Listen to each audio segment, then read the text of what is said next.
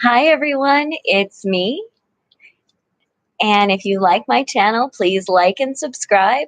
There's a notifications bell down here, and that will let you know when I go live. Um, I also want to let you know in the descriptions, as always, there is my PayPal and the Amazon wish list. Amazon wish list is for supplies to hand out and also personal supplies for myself as well. And it's pretty easy to tell which are which. So, and first, I want to thank Meadow for sending Star Kissed lunch to go kits that I can carry in the backpack and hand out to hungry people. I appreciate it. Thank you so very much. And today I want to talk about guilt and the guilt spiral and how I've been working to overcome that. Hi, Lady Lilac. And one of the things is what I'm specifically talking about is misplaced or unfounded guilt. In other words, feeling guilty for something that I have no control over. Um, and in the sphere that I work in is with displaced awareness and you know outreach and you know research.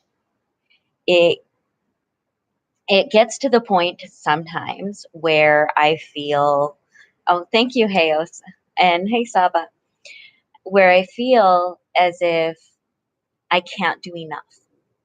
And what'll happen is I will get so overwhelmed and feel guilty for wanting to do something other than that, knowing that there's suffering going on. And hi, Megan.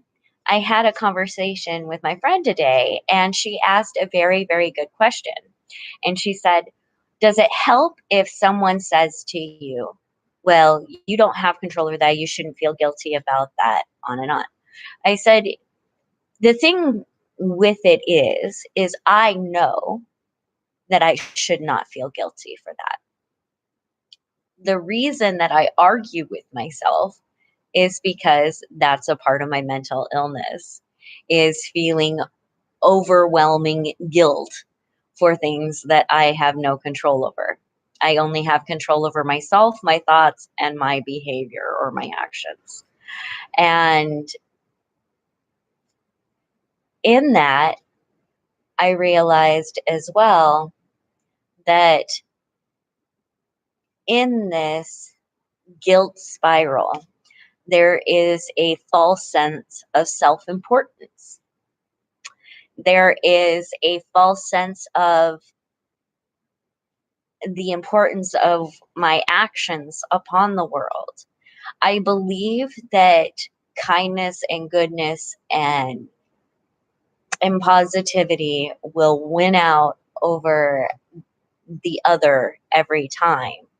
But I think that when I can place guilt upon, well, I didn't, okay, for example, like, do I ever, okay, I'm going to answer this question real quick. Do you ever look back on your Camp Mung videos? Yeah, sometimes I do. Sometimes I do. It it really it shows me a lot of things, not only how I've grown as a human being, but that's actually what I was getting to, and I'm going to get more into that here in a little bit when talking about the guilt complex. Hi, Tony. I always feel guilty for not doing things a different way. Then I'd not be in this bad situation today. Um, and that in and of itself is placing so much importance upon my actions that I forget about the forces that have actions upon me, such as um, the places I live, the water I drink, the environment I live in, the healthcare I receive. All of these things have an impact on me. Now, I get to choose in that the impact that I'm going to make out there. However, I know for a fact that I am imperfect. I am imperfectly perfect. I know that no matter what, I am not perfect. And so I'm going to make mistakes. And there has to be this understanding for myself of I'm going to make mistakes. I am not going to make the absolute correct choice every time. This is the first time I've been through this life that I can remember. I don't want to get into that. I just want to, it's saying, this is my first run at this age right now in this world, and I'm doing the best I can. And having that understanding of myself helps in overcoming this spiral of guilt sometimes. The first time I felt guilty was as a very young child, telling about the abuse that had happened to me. Like somehow, by naming it, by saying it, by stating it, I had done something wrong. And that guilt was connected a lot to shame. To fast forward 37 years or 35 years or whatever, and I'm sitting on a street corner panhandling for money and wondering what I had done and feeling guilty for not being a good enough human being, or making mistakes in life, or all of the things that I felt guilty for, sitting there, to today trying to educate people and having comments be thrown back as, what are you doing? How many people do you have living in your apartment? Are you going to every march? Are you attending all the meetings? I get overwhelmed. There is so much to be done,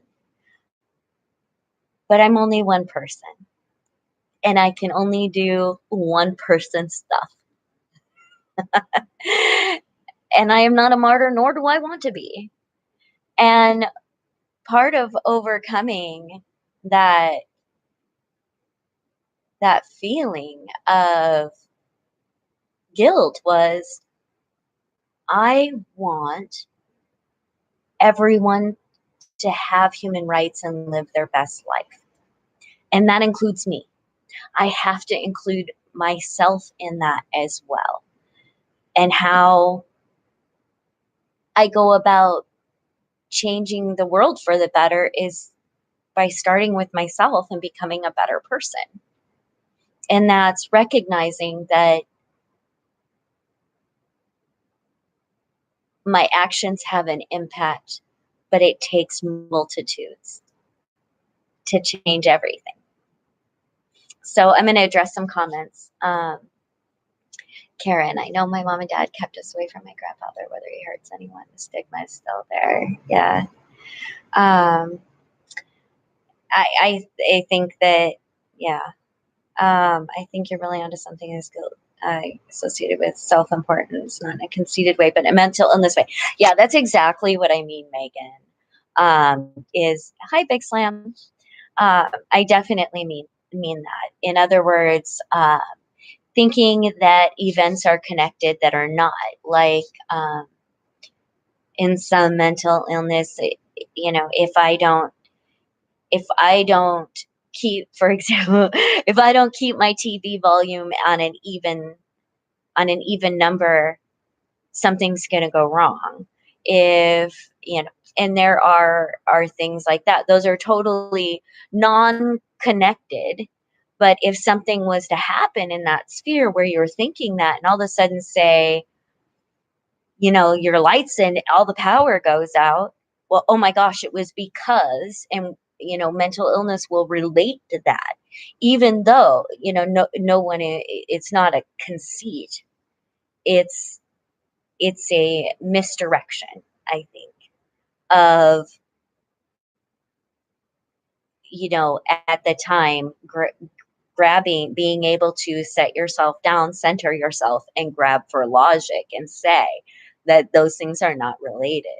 And in mental illness, many times, it's very, very hard to do that. And that's where that arguing comes in, like with myself, when I'm feeling, I've decided, okay, for example, I am going to be in Wisconsin in July. And I have been really kind of overwhelmed lately. And I decided, well, there's a project I'm going to do, and then there's a couple meetings that I got to get to. And then after pretty much June 18th, I'm going to breathe for a while because it's getting to the point where it's really affecting me. And I almost gave myself a panic attack thinking about living my best life. And I looked around at the people that I admire and have so much respect for that are doing this in their daily lives.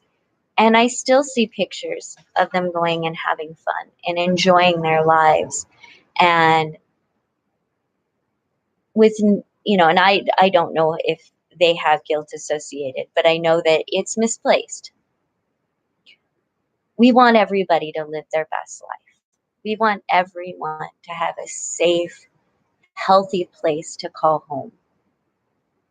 And so, in that, I have to recognize that within myself and, work it out within myself, which means saying to myself, you are not responsible for the world.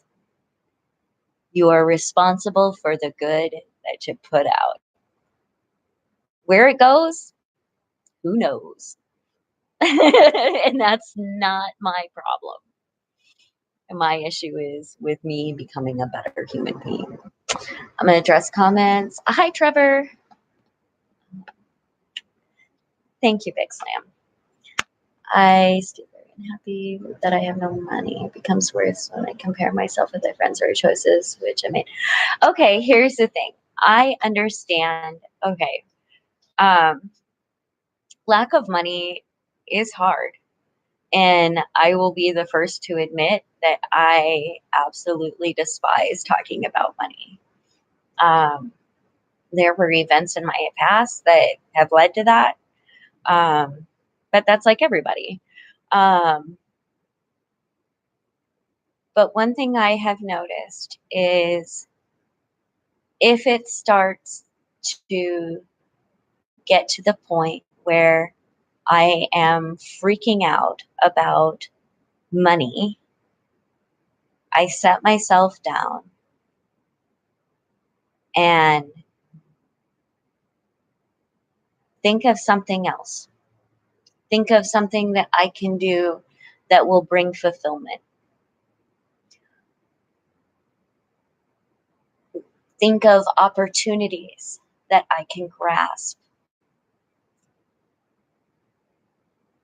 I don't think about,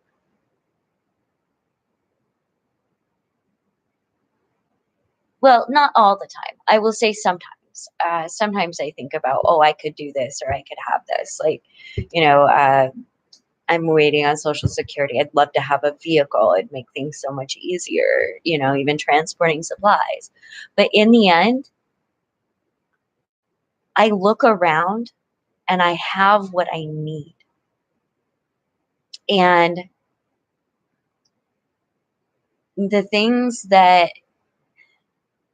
today I had a moment of profound gratitude washing my dishes because I flashed back to that time where it didn't matter what I did, there was always some dust or dirt, and I was washing it in crick water. And it was so difficult and it made my hands hurt. And now I have a sink with running water and a scrubby pad and soap. You know, don't discount the little things. Life is going to have its ups and downs. If you are jobless, why? You know, have you not found what are you able to work? If not, you know, I don't know. All I know is have compassion for yourself. And there is no easy answer to poverty, or we would have solved it by now. But all I can tell you is hold out hope and realize that sometimes you have unique abilities that you didn't even see coming. For example, I never would have thought, even 5 years ago, that I would have a YouTube channel or that I would have been homeless. Wouldn't have guessed that either. But there's a lot of things that I wouldn't have guessed. I wouldn't have guessed that I have the perfect little apartment for me and Rowan. I wouldn't have guessed that I had this amazing, loving dog and this community of people who are kind and compassionate and empathetic. But the thing is, I wouldn't have had any of this had I not walked through that fire and gotten up and believed and had faith and hope that by outputting good, good comes. And I am a wholehearted believer in put it out there, put out as good as you possibly can. Understand there's going to be mistakes, there's going to be misunderstandings. And something that I learned last week at a big lesson is not everybody's going to like you, and that's okay. I had to learn this about myself, so that I didn't get on, an ego train. Apparently, life was like, nope. And, you know, there are moments that take our breath away and make us sore, and there are moments that will bring us to our knees. And then the rest of it's somewhere in between, and it's huge learning experience. That's all the advice I can give on that. But as far as feeling guilty, ask yourself, there is now on the other side, there is definitely a place for guilt when people do something that they know to be wrong. And I believe that there's, in a healthy functioning brain, there is an inherent sense of right and wrong. And I think that guilt is when maybe we go outside of those boundaries. But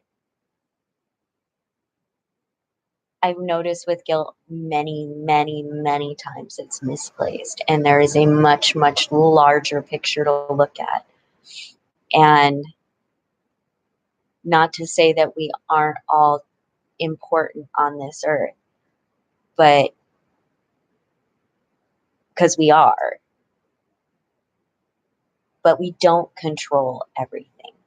We control ourselves. So that's all I had to really say. Did coffee with Manda. Does anybody have any questions or anything to say?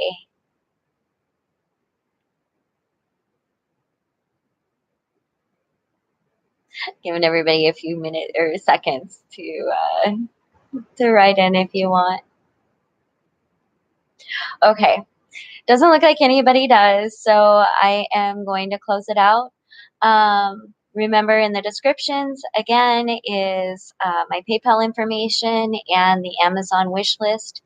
I do want to say something. If in any area that you possibly can, please, please, please start carrying foodstuffs for people that are hungry, emergency supplies in the Midwest. We have to all work as a global community to really, right now, just keep people alive with fresh water and fresh food. So look around your area, you know what? Just find ways to be nice.